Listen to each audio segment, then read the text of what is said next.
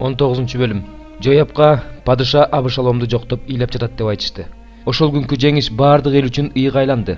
Анткени эл ошол күнү падышанын уулун жоктоп ыйлап жатканын укту. Согуштан качып келе жатканына уялган адамдардай болуп, эл ошол күнү шаарга уурданып кирип жатты. Падыша болсо жүзүн жаап алып өкүрүп жатты. Уулум Абышалом, Абышалом, уулум, уулум менин. Жояп падышанын үйүнө барды да мындай деп айтты: Сенин уул кыздарыңдын, аялдарыңдын жана күң аялдарыңдын өмүрүн сактап калган кулдарыңдын бардыгын бүгүн сен уятка калтырдың. Өзүңдү жек көргөндөрдү сүйөсүң да, сүйгөндөрдү жек көрөсүң. Анткени жол башчыларың менен кулдарың сен үчүн эч ким эмес экендигин сен бүгүн көргөздүң. Абышалом тирүү калып, биз баарыбыз өлүп калсак, сага жакшы болорун бүгүн билдим. Азыр тургунда чыгып, кулдарыңдын көңүлүн көтөрүп сүйлө. Эгер чыкпай турган болсоң, Теңирдин алдында ант берем. Бул түнү сенин жаныңда эч ким калбайт. Ошондо бул жаш кезиңден ушул убакка чейин көргөн бардык кыйынчылыктарыңдан жаман болот. Ошондо падыша туруп келип, дарбазанын алдында отурду. Элдин баарына падышанын дарбазанын алдында отурганын жарыя кылышты. Ошондо бүт эл падышанын алдына келди. Ысрайылдыктар болсо чатырларына качып кетишти. Ысрайылдын бардык урууларындагы бүт эл мындай деп талашып жатышты: Падыша бизди душмандарыбыздан куткарды, пелиштиликтердин колунан бошотту. Азыр болсо өлкөдөн Абышаломдон качып кетти. Бирок биз өзүбүзгө падыша кылып майлаган Абышалом согушта өлдү. Эми эмнеге силер падышаны өз үйүнө алып келбей кечиктирип жатасыңар? Дөөт падыша ыйык кызмат кылуучулар Садок менен Абыятарга киши жиберип мындай деп айттырды: Жүйүттүн аксакалдарына айткыла, силер падышанын үйүнө биринчилерден болуп кайра алып келсеңер болбойбу? Бул бүт Ысрайылда сөз болуп, падышанын үйүнө эбак эле жетпеди беле? Силер менин бир туугандарым, сөөгүм жана денемсиңер. Падышаны өз үйүнө кайтарууда эмне үчүн силер акыркы болгуңар келет? Анан Амасага айткыла: Менин сөөгүм да, денем да сен эмес белең. Эгер сен Жояптын ордуна өмүрүң өткөнчө менин аскер башчым болбосоң, анда Кудай мени жазаласын, катуу жазаласын. Ошентип ал бардык жүйүттөрдүн жүрөгүн бир кишидей өзүнө бурду. Ошондо алар падышага өзүң да кулдарың да кайтышсын деп айттырганы киши жиберишти. Падыша кайтып Иорданга келди. Жүйүттөр падышаны тосуп алып, Иордандан өткөрүү үчүн Гилгалга келишти. Бенжамин уруусунан Бакуримдик Гейранын уулу Шемей шашылган боюнча жүйүттөр менен бирге дөөт падышаны тоскону жөнөдү.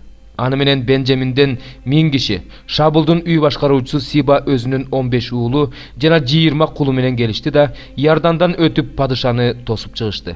Падышанын үй бүлөсүн алып өтүү үчүн жана анын каалоосун аткаруу үчүн Сал наркөзгө өткөндөн кийин Гейранын уулу Шемей Иордандан өтөөрү менен падышанын алдына жыгылды.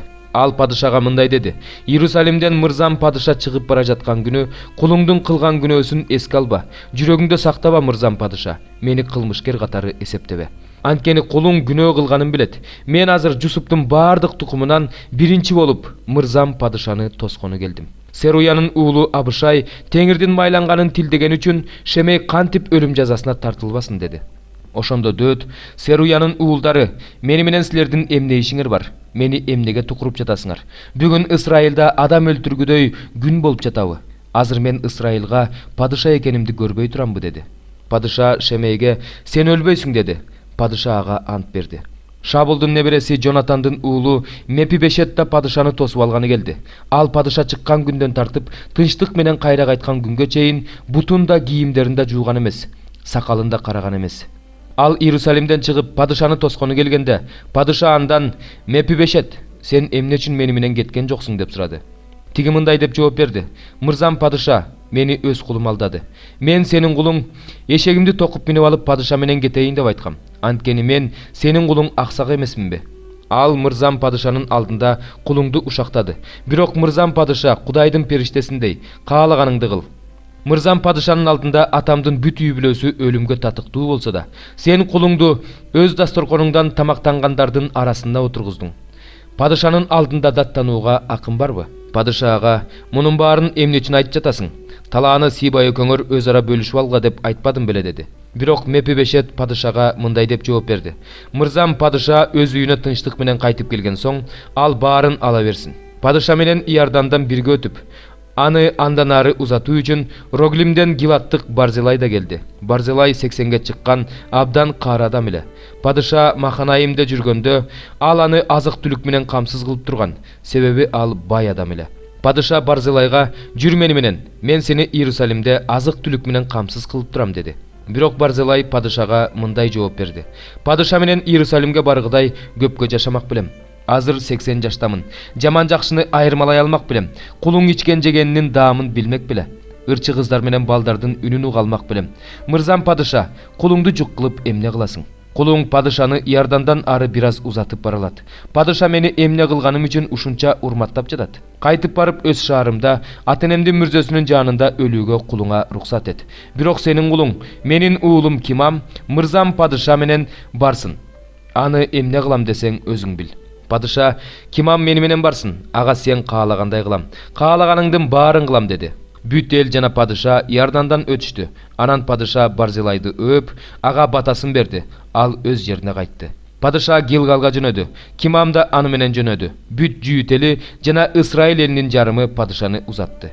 Бүт исраилдыктар падышага келип: эмне үчүн бир туугандарыбыз жүйүттөр сени уурдап, үй бүлөң менен, баардык кишилериң менен Иордан аркылуу өткөрүп жиберишти дешти. Ошондо жүйүттүн кишилеринин баары исраилдыктарга: падыша биздин жакыныбыз, бул нерсеге эмнеге ачууланып жатасыңар? Биз падышанын бир нерсесин жедикпи, же андан белек алдыкпы деп жооп беришти. Исраилдыктар жүйүттөргө жооп кылып мындай дешти: биз падышачылыктын 10 бөлүгүн түзөбүз. Дөөттүн жанында силерге караганда биз көппүз. Эмне үчүн силер бизди кемсинтиңер? Падышабызды алып келүү жөнүндө биринчи биз сүйлөшүбүз керек эмес беле? Бирок исраилдыктардын сөзүнө караганда жүйүттөрдүн сөзү күчтүү болду. 12 бөлүм. Пайдасыз болгонуна карабастан мактанууга туура келет. Теңирдин көрүнүштөрү жана аяндары жөнүндө сөз кылууга өтөйүн. Машаяка таандык бир адамды билем. Мындан 14 жыл мурун ал 3-чү асманга көтөрүлгөн эле. Ал денеси менен жогору алындыбы, же денесиз жогору алындыбы билбейм. Кудай билет.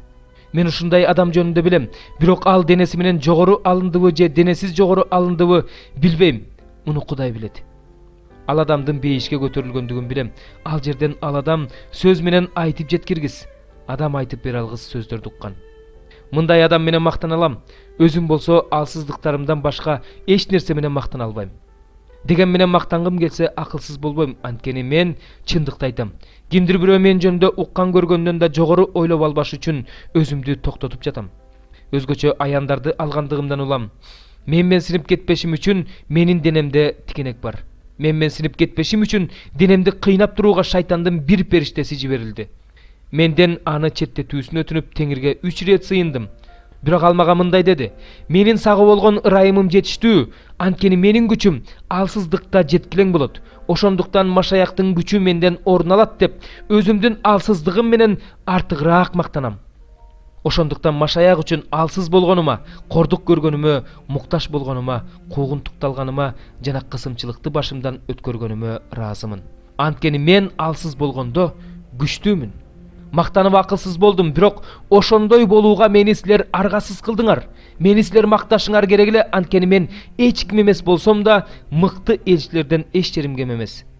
Элчиликтин белгилери силердин араңарда улуу чыдамдуулук, жышаандар, кереметтер жана кудурет күч менен көрсөтүлдү. Башка жыйындар менен салыштырганда силер эмнеден кем болдуңар? Силерге жүк болбогонум менен элеби? Бул айыбымды кечирип койгула. Мына мен силерге 3-чү рет барууга даярмын. Бирок силерге оордук келтирбейм, анткени каалаганым силердеги эмес, силерсиңер. Балдары ата-энеси үчүн эмес, ата-энеси балдары үчүн мал-мүлк жыйнашы керек. Силер мен силерди сүйгөнчөлүк сүйбөсөңөр да, силердин жаныңар үчүн мен чын көңүлүм менен колумда болгондун баарын сарптаймын. Өзүмдү да аябаймын. Мындай деп коелу: мен өзүм силерге оорчулук келтирген жокмун, бирок куулук кылып, силерден айла амалы менен алып турдум. Жиберген адамдарым аркылуу силерден пайда көрдүмбү?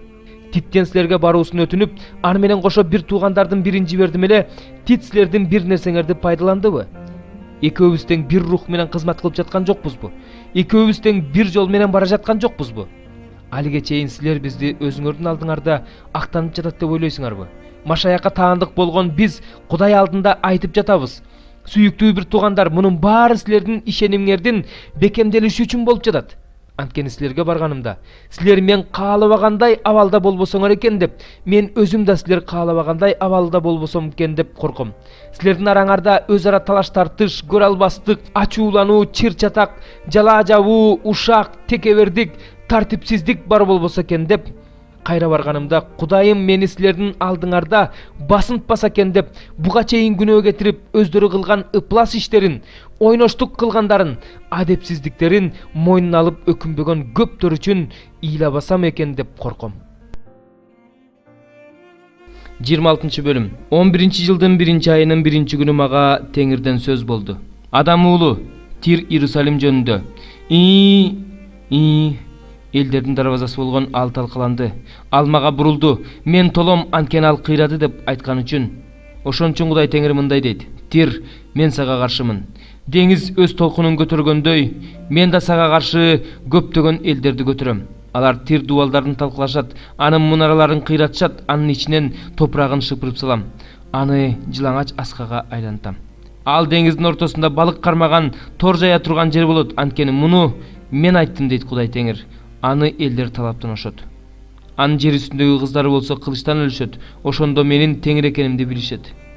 Анткени Кудай Теңир мындай дейт: Мен Тирге каршы түндүктөн падышалардын падышасы болгон Бабыл падышасы Небухаднецарды аттары, майдан арабалары, атчандары, аскерлери көп сандаган эли менен алып келем. Ал сенин жер үстүндөгү кыздарыңды кылычтап кырат. Сага каршы курчоо мунараларын тургузат. Сага каршы жал үйөт. Сага каршы тосмолорду коет. Ал сенин дубалдарыңдын жанына дубал бузгучтарды орнотот. Мунараларыңарды балталар менен кыйратат. Анын аттарынын көптүгүнөн сени чаң каптайт. Талкаланган шаарга кирип келишкендей, ал сенин дарбазаңа кирип келгенде атчандардын дөңгөлөктөрдүн, майдан арабалардын дүбүртүнөн дубалдарың титирейт. Ал сенин бардык көчөлөрүңдү аттарынын туягы менен тебелеп таштайт. Элиңди кылычтап кырат, сенин кудуреттүүлүгүңдүн эстеликтерин жерге кулатат. Байлыгыңды талаптан алып кетишет, мал мүлктөрүңдү уурдап кетишет, дубалдарыңды кыйратышат, кооз үйлөрдү талкалашат, таштарыңды, дарактарыңды жана топурагыңды сууга ыргытышат.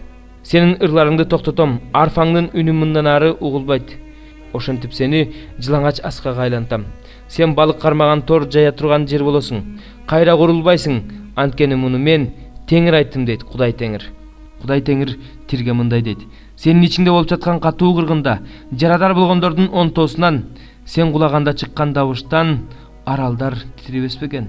Ошондо деңиз боюндагы төрөлөрдүн бардыгы өз тактыларынан түшүп, падыша кийимдерин чечип ыргытып, саймалуу кийимдерин чечип, коркунучка батып, жерге отурушат. Көз ирмем сайын титиреп, сага таң калышат.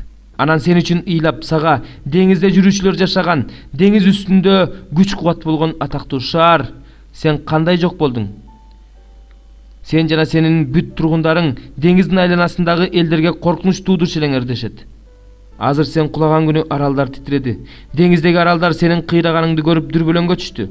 Анткени Кудай Теңир мындай дейт: Мен сени эл жашабаган шаарлардай кылып, эң калган шаарга айлантканда, үстүңө суу иримин көтөргөндө, сени чоң суулар каптаганда, мен сени көргөчүүчүлөр менен бирге небак жок болгон элдин жанына түшүрөм. Сенде эч ким жашабаш үчүн мен сени көргөчүүчүлөр менен бирге небак талкаланган жерлерге отурукташтырам. Тирүүлөрдүн жеринде мен даңкты көрсөтөм. Сени көргөндөрдүн үрөйү учат, сен жок болосуң, сени издешет. Бирок сени мындан ары түбөлүккө таба алышпайт дейт Кудай Теңир. 73 забур. Кудайым, эмнеге бизден биротоло баш тарттың? Эмнеге өз жайытыңдагы койлорго каарың кайнады? Эзелтен бери өзүң алган, өзүңө энчи кылып сатып алган элиңди, өзүң жашаган Сион тоосун эсте. Түбөлүк урандыларды аралап өт, душман ыйык жайдагы бардык нерселерди талкалады. Ыйык чогулушөтчү жерде душмандарың чуу салып жүрүшөт. Биздин белгилерибиздин ордуна өз белгилерин коюп алышкан. Алар өздөрүнүн дарактардын чырмалышкан бутактарынын үстүнө көтөрүлгөн айбалтыларга окшотуп көрсөтүштү. Азырда сенин үйүңдөгү оюм чийимдерди балталар менен, айбалталар менен бир заматта кыйратышты. Алар өзүңдүн ыйык жайыңды өрттөп жиберишти. Өзүңдүн ысымың турган үйдү таптакыр булгашты. Алар жүрөктөрүндө буларды таптакыр талкалайбыз дешип, Кудайдын жердеги жыйын жайларын бүт бойдон өрттөштү. Биз өзүбүздүн белгилерибизди көрбөй калдык. Пайгамбарларыбыз да жок, арабызда бул канчага созуларын билген киши да жок. Кудай, душман бизди качанга чейин кордойт? Душман сенин ысымыңа дайым эле тил тийгизе береби? Эмне үчүн өзүңдүн колуңду, өзүңдүн оң колуңду тартып алдың? Аларды өзүңдүн жүрөгүңдөн сууруп алып, арабыздан жок кыл. Кудайым, жер ортосуна куткаруу алып келген кылымдардан берки падышам, өз күчүң менен деңизди бөлдүң, суудагы жылаандардын баштарын талкаладың. Сен Левиатаңдын башын талкалап, чөлдөгү адамдарга тамак бердиң. Булак менен өзөндөрдү чыгардың, ал буут дарыяларды соолуттуң. Күн да сеники, түн да сеники. Айды, жылдыздарды жана күндү сен жараттың. Жердин чегараларын бөлдүң, кыш менен жайды жараттың. Ошондуктан эстегин. Душман теңирге тил тигизип, акылсыз адамдар сенин ысымыңды жамандап жатышат. Өзгө күчкөнүңдүн жанын жырткычтарга салып бербе. Азап тарткан элиңди түбөлүккө унутпа. Өз келишимиңди кара. Анткени жердеги караңгы жерлердин баары зордук зомбулуктун жайына толуп кеткен. Эзилген адам маскара болуп келбесин. Жакыр менен алсыз сенин ысымыңды даңктасын. О Кудай, ордуңдан туруп өз ишиңди корго. Акылсыз адамдын сени күн сайын шылдыңдаганын эсте. Душмандарыңдын кыйкырыгын унутпа. Сага каршы көтөрүлгөндөрдүн ызы чуусу тынымсыз күчөп бара жатат.